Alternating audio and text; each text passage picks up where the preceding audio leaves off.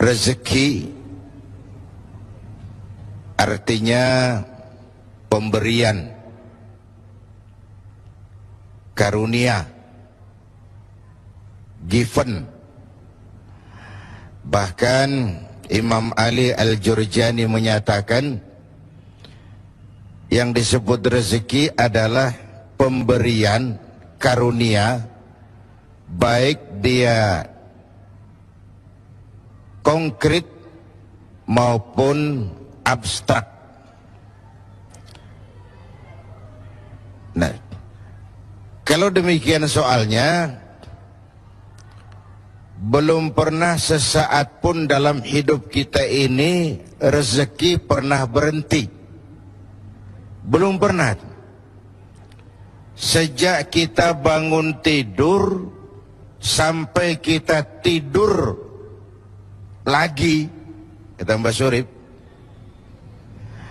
sejak kita bangun tidur sampai kita tidur lagi, bahkan tidur itu sendiri rezeki dari Allah Subhanahu wa ta'ala. Nah, terhadap rezeki yang begitu banyak, yang kalau kita mau menghitung kita tidak akan pernah sanggup menghitungnya, Allah cuma minta satu, syukuri itu. Kalau kamu syukuri, aku tambah. Kalau kamu ingkar, tidak pandai bersyukur, awas, azabku itu pedih. Jadi ayat ini mau bilang, nikmat bisa berubah menjadi bencana kalau kita tidak pandai mensyukurinya. Termasuk urusan rezeki ini.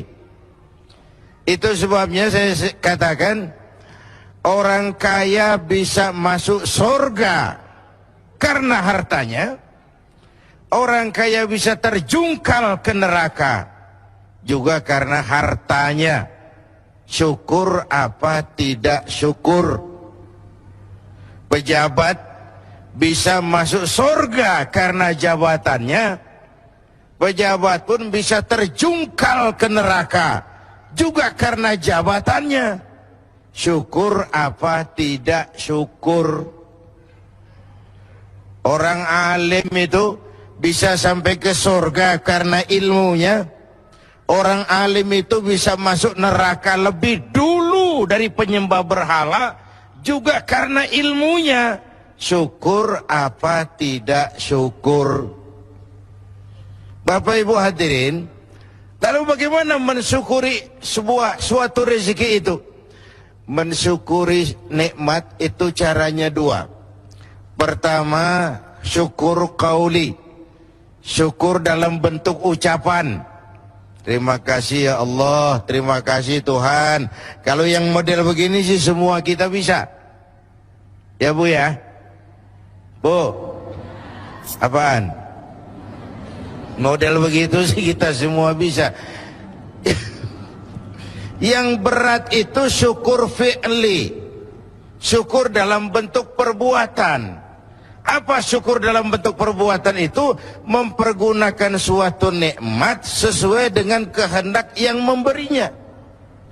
Itulah syukur yang sesungguhnya. Jadi kalau mulutnya tidak pernah berhenti, ya Allah terima kasih dikasih harta yang banyak, tapi pelitnya 17 setan, itu belum syukur. Itu belum syukur yang sebenarnya. Belum syukur yang sebenarnya. Mempergunakan suatu nikmat sesuai dengan kehendak yang memberi nikmat itu. Janganlah diberikan nikmat tapi digunakan untuk menentang yang memberinya. Janganlah diberikan nikmat tapi untuk bermaksiat kepada yang memberinya. Itu sungguh sesuatu yang perbuatan yang kita tidak tahu diri katanya. Nikmat akan bertambah kalau kita syukuri, tapi akan berubah menjadi bencana kalau kita tidak pandai mensyukurinya. Bapak Ibu hadirin, karena itu bukan cuma uang rezeki itu. Bahkan sebagian ulama mengatakan rezeki itu garis besarnya dua macam, anfus dan amwal. Anfus terjemahan dari diri. kekayaan yang ada dalam kepribadian kita, kemampuan, keahlian, skill, wibawa, otoritas, itu masuk dalam anfus. Yang amwal ialah bentuk-bentuk materi yang kita kuasai, tanah, rumah, uang.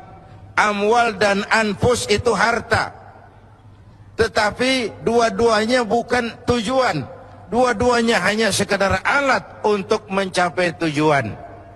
Yang alat harus dijadikan alat. Kalau alat dijadikan tujuan, maka kita akan kehilangan tujuan yang sebenarnya. Ayo, saya mau tanya, ibu selama ini memperalat duit, apa duit yang memperalat ibu?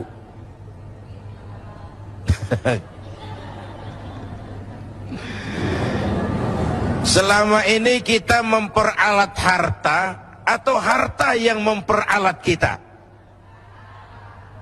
Harta memperalat kita. Yang lebih makro, selama ini kita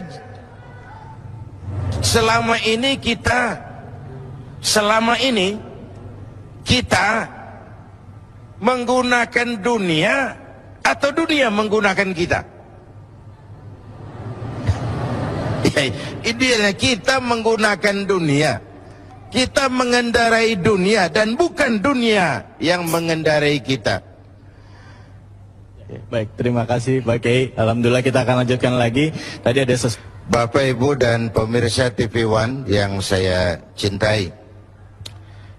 Tadi saya katakan bahwa rezeki apapun bentuknya itu sekadar alat, bukan tujuan. Lalu apa tujuan kita? Tujuan kita itu dua. Pertama namanya tujuan jangka pendek, yaitu fid dunya hasanah. Itu tujuan jangka pendek, fid dunya hasanah. Yang kedua tujuan jangka panjang, wa fil akhirati hasanah. Kebahagiaan di dunia sebagai tujuan jangka pendek dan kebahagiaan akhirat sebagai tujuan jangka panjang. Untuk mencapai tujuan inilah kita menggunakan alat. Alat itu namanya rezeki.